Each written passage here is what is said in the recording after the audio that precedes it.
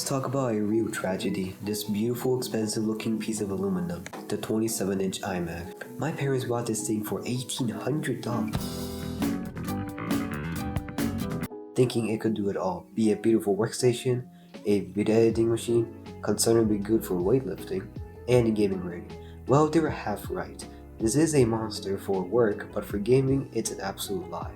Seriously, this thing is a platinum statue and a dead weight that just looks like a powerful gaming PC. It's not. With these specs, you can hypothetically game on this, but in reality, it's a huge pain. But what if I told you that by the end of this video, we're going to prove that even a machine this locked down can be a gaming PC? We're not just aiming for a few extra frames, we're going to try to turn this silent monster into a respectable gaming machine for $0. We're talking about 30 FPS to 120, unplayable stutters to buttery smooth competitive gaming. It's a huge challenge, I know. Apple makes it so you can't touch anything. This challenge was more harder than I thought.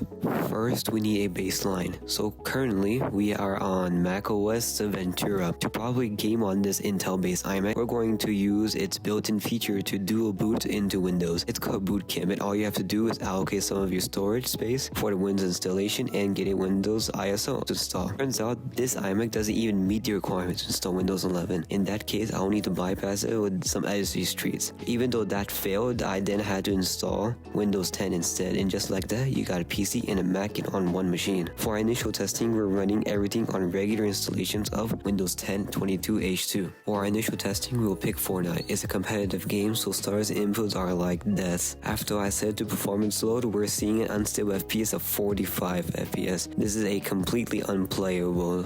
So challenge is simple. Get Fortnite stable above 120 FPS, right? Not quite. First, the basics. We're going to be installing a custom OS. I watched a video from FrameSync Labs where he tested basically every custom OS out there for gaming, and his final verdict was that Optimum 11 by Windows X Lite was the undisputed best for Fortnite. So we're ditching the stock OS and installing Optimum 11 right over the old partition to ensure the absolute cleanest install possible. One of the first problems I faced when installing a custom OS was that it wouldn't let me install into the partition where I had Boot Camp installed. So then what I had to do is I went back into macOS and used the ISO in Boot Camp to see if it would let me. Of whatever I do, it wouldn't let me install Windows 11. So I didn't try installing Windows 10 of a custom ISO, it still wouldn't let me. In the end, I just reinstalled Windows 10 and then used a bypasser to get around that, and then we were finally installing Windows 11.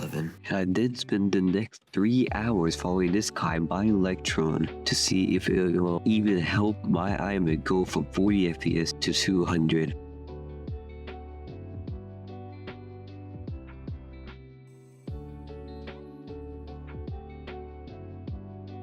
Our Fortnite FPS is now jumping between 150 and 200 FPS. The stutters are almost completely gone. So was this challenge a success? Did we turn a literal iMac into a gaming PC for $0? Yes, we did. We took a machine designed to be quiet and beautiful and tortured it into a gaming beast. It wasn't easy, it wasn't pretty, and the fans will probably break in a year. And if you want to see me optimize more stuff, let me know in the comments. Peace out.